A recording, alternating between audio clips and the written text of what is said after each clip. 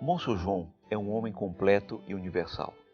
Sensível à ação do Espírito Santo, ele centrou seu apostolado especialmente junto à juventude, mas sem esquecer nenhuma outra realidade, social ou eclesial.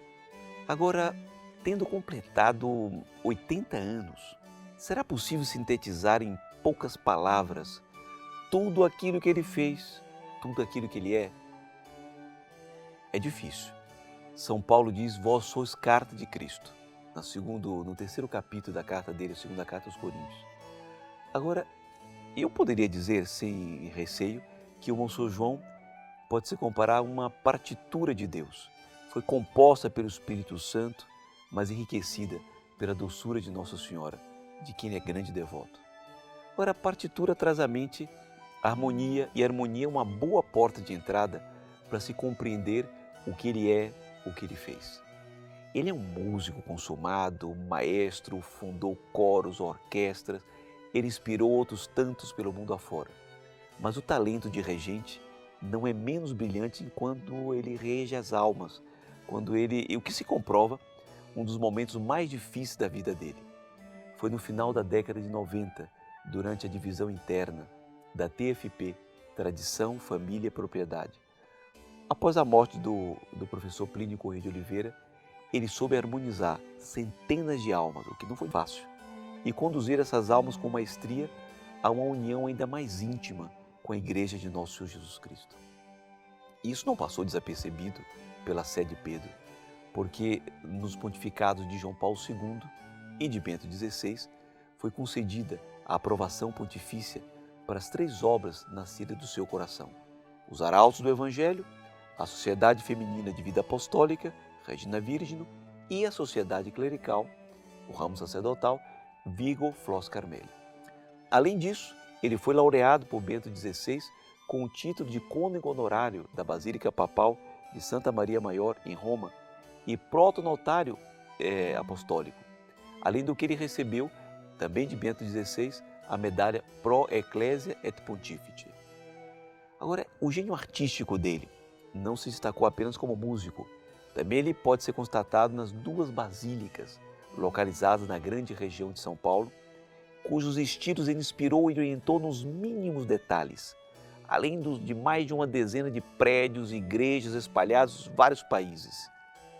Ele é doutor em teologia e direito canônico, e o legado intelectual dele, especulativo e prático, se demonstra pelos livros e artigos que ele publicou, pelas revistas que criou, sem esquecer de uma revista acadêmica, revista de outra católica de grande circulação chamada Arautos do Evangelho, sem esquecer numerosos centros de ensino fundamental e médio no Brasil e em outras partes do mundo, além de um Instituto Superior de Ciências Religiosas, um Instituto Filosófico e um outro Instituto Teológico.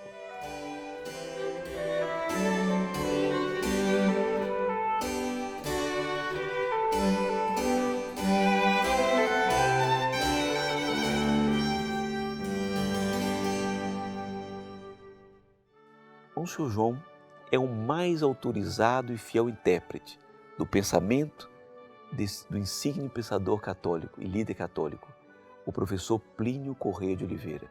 Basta percorrer as páginas dos 5 volumes da coleção O Dom de Sabedoria na Mente, Vida e Obra de Plínio Corrêa de Oliveira. Ele escreveu, além disso, a biografia da senhora mãe dele, Dona Lucília. É o nome da biografia, inclusive.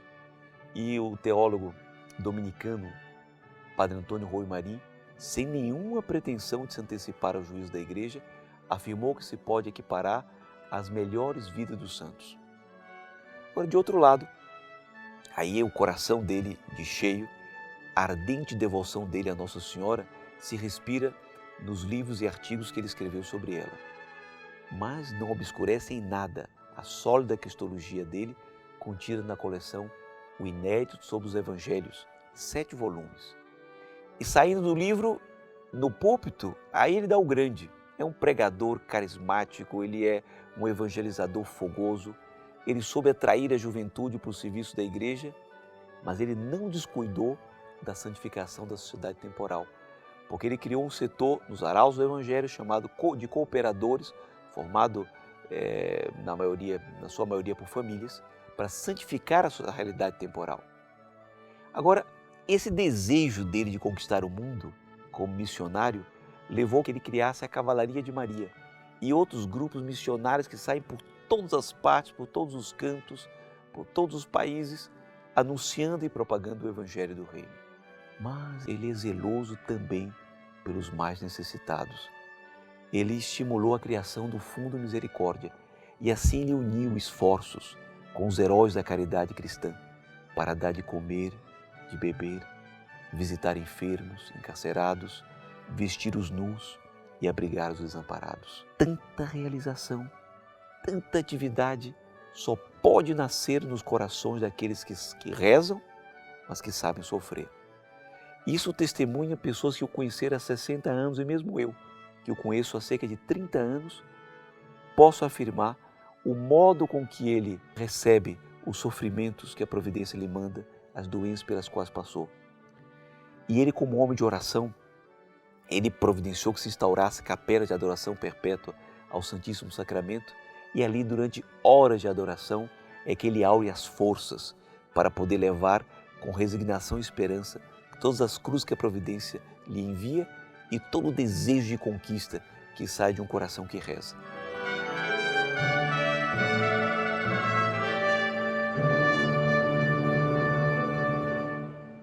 O que mais pode ser dito? Ele é um homem disciplinado. É um cavaleiro cristão no pleno sentido da palavra. Mas isso com sono harmonioso, com um afável coração de pai. Eu me lembro que certa vez, para um jovem diácono que estava próximo de ser ordenado sacerdote, o Monsenhor João recordou um episódio da vida de São João Bosco, outro grande formador da juventude. São João Bosco tomou um lenço nas mãos, bem italiano, e disse para o jovem Miguel Rua, que era discípulo dele, também prestes a ser ordenado, que era assim que ele queria nas mãos dele, dócil como aquele lenço. E o Monsenhor João dizia: olha, comigo eu faria diferente, porque eu conheço a debilidade dos filhos que a providência me confiou. Eu tomaria primeiro o lenço, amassado, amarrotado, passaria ferro, dobrava, perfumava e, por fim, entregava para aquele que vai ser ordenado. Para você, dizia ele para o ordenando. É assim que eu lhe quero nas mãos de Nossa Senhora. Olha, com o coração de filho, quase que dá vontade de dizer que Monsenhor João é daqueles homens que são talhados com aquela madeira, com aquele lenho, com aquelas madeiras com que se talham os santos. Ele, Monsenhor João, também experimentou o cumprimento das palavras misteriosas do Evangelho. São Mateus é que nos recorda: por causa do meu nome sereis odiados. Parece uma contradição. Um pai tão bondoso que também experimentou o ódio daqueles que não compreenderam o bem que ele fez. Mas graças à sua união com o nosso Senhor Jesus Cristo, ele sempre soube perdoar de coração. Porque, como nos ensina São Paulo, como o Senhor vos perdoou, assim perdoai vós também. Por fim, surge uma interrogação: como é que é possível fazer tanto em tão pouco tempo? O segredo de uma vida fecunda está justamente na oração e na capacidade de sofrer, além de ter uma vida interior sólida. Nesses 3 pilares é que se sustentam, é que estão alicerçados o segredo de uma vida fecunda.